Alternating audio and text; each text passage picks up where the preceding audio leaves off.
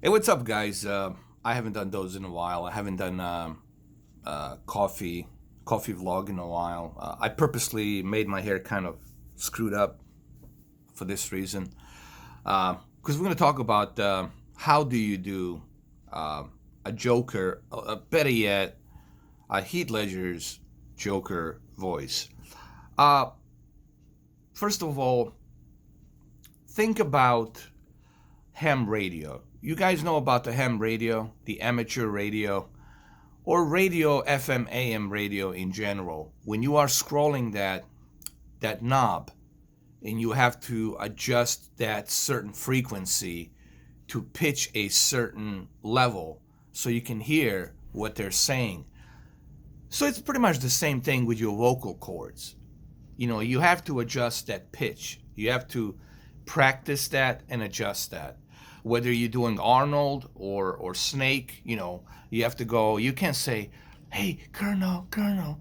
You have to say, "Colonel, Colonel, it's me, Snake." You have to adjust your vocal cords. Like, it's me, Snake. Or if you do Arnold, you have to clear, you clear. You gotta deepen it up a little bit. Clear vision. The people say to me, I always say that the clear vision, you want to go. You need to know where you want to go. You have to have a clear vision. You have to adjust that pitch. Think of your vocal cords. I'm just trying to help you guys out because people have been bugging me. Say, how do you do this? I said, well, there's no magic trick. Like you take a pill or something, and all of a sudden you start talking like whoever your favorite character is. You have to practice it. Same thing with the Christopher Walking. You have to adjust that pitch. I told you, I'm done. I told you. Like you have to go. I told you. You have to adjust that because he has that little high, low pitch.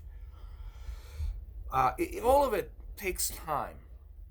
Now with a Joker, you really have to get into that very deep pitch. You have to get that frequency and just scroll it down so that way you see. You have to practice this. Heath Ledger did the same thing when he was locked up for 6 weeks in a hotel room, writing his diary. That he obviously his father Kim Ledger got that diary. Christopher Nolan talked about it a little bit, but that's personal. That's to his father Kim in Australia. So what he basically did is was this. Oh, oh, oh, oh. You see, and then he was doing this. You see what happened. You have to really get deep down, like deep. Again, we're talking about adjusting that knob. I hope this makes sense, and I'm trying to be practical here. And I know you guys are gonna probably get confused. Some of you are probably gonna laugh your ass off, but really, that's where it comes down to is adjusting that knob. You have to adjust that knob. That oh oh oh oh. I thought my jokes were bad. You really have to adjust that knob. You know, I mean, what happened? And you have to also do this with the eyes. You also got to make the expression. You see, it's not just about doing that voice, but what he did was not so much thinking about how is he gonna like sound, even though that's important to him. How is he gonna sound? But at the same time, he wanted to make sure that the character was natural. So when he was talking, you see, it's not about the money. It's about sending a message. And sometimes he would get excited. He didn't always talk like this. He would say, "Don't be like them. You're not one of them, even though you would love to be." So like he changes his pitch voice.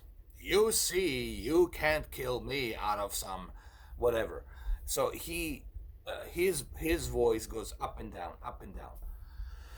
Sometimes he's excited and he would say, "Do I look like a man with a plan? I'm like a dog chasing cars. I wouldn't know what to do with one of them if I catch one." So his voice goes up and down, up and down, up and down, up and down, depending on the scene, depending on what type of a scene he was doing. And of course, they didn't just say, "Roll the camera, action." Even Christopher Nolan said he never broke the character. And for that reason, he was able to deliver these lines. It was kind of weird for everybody. And this is all documented. Christopher Nolan said this a million times. It's not a secret. Go watch the audio commentary on your Dark Knight Blu-ray. This is from the man himself. He said that whatever scene they were doing, he would always be in a character. He'd be always, while the Christopher Nolan's walking around looking at the camera lenses and measuring the distance between this, and that, talking to the crew, Heath Ledger would be doing this,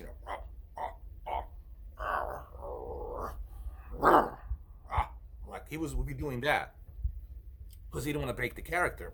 He wants to stay in the character. So it's all about that pitch, finding that pitch, that voice. It's like a knob. Think of it like a ham radio, amateur radio knob. You're just constantly adjusting the frequency on your FM, AM, amateur radio.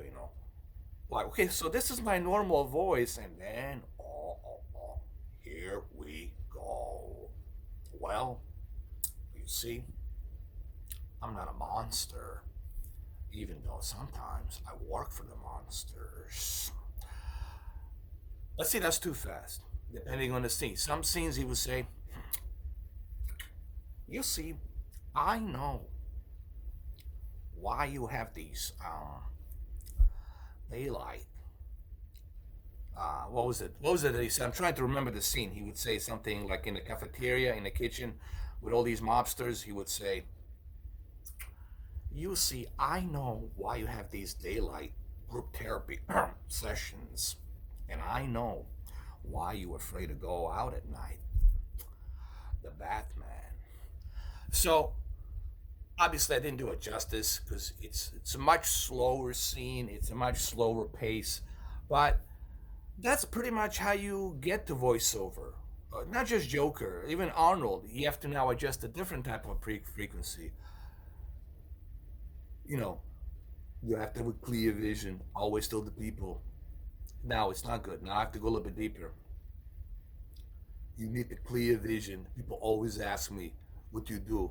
How do you get to this the success that I have?"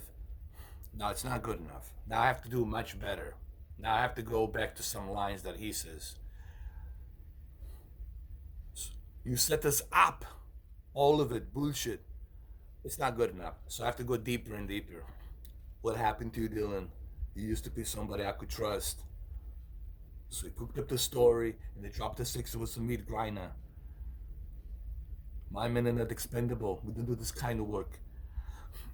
So you have to constantly adjust that. Right now I didn't do it well, but you have to adjust it. "So what story did you handle, Hopper?" Huh? So now I'm adjusting it. So "Dylan, instead of complaining, you should do some work. If we don't make a stand now, there won't be nobody to go to the chopper." So you have to constantly adjust it. When he gets excited, it's all of that stuff, or the older version of the Arnold. Now you have to adjust that too. What's the older version of the Arnold? I hear this excuses all the time. People tell me that I cannot go to the gym, I cannot do this, I cannot do that. That is a bunch of bullshit. You can create your own gym. Have a clear vision where you want to be.